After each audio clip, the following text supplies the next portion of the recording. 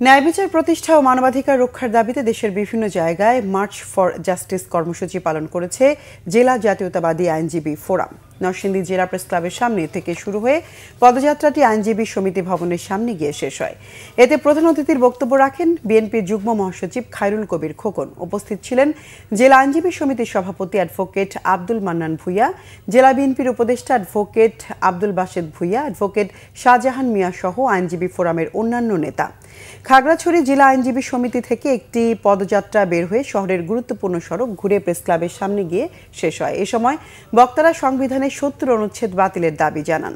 নাটোর জেলা George court চত্বর থেকে পদযাত্রা বের হয়ে কোর্ট চত্বর ঘুরে নতুন ভবনের সামনে সংক্ষিপ্ত সমাবেশ করে জেলা জাতীয়তাবাদী আইনজীবী সমিতি।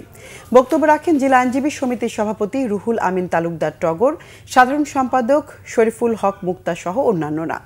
ব্রাহ্মণবাড়িয়া আইনজীবী সমিতির কার্যালয়ের সামনে থেকে পদযাত্রা বের হয়ে শহরের কাউতুলি মোড় ঘুরে আসে। পরে আইনজীবী সমিতির কার্যালয়ের সামনে হয় সভা।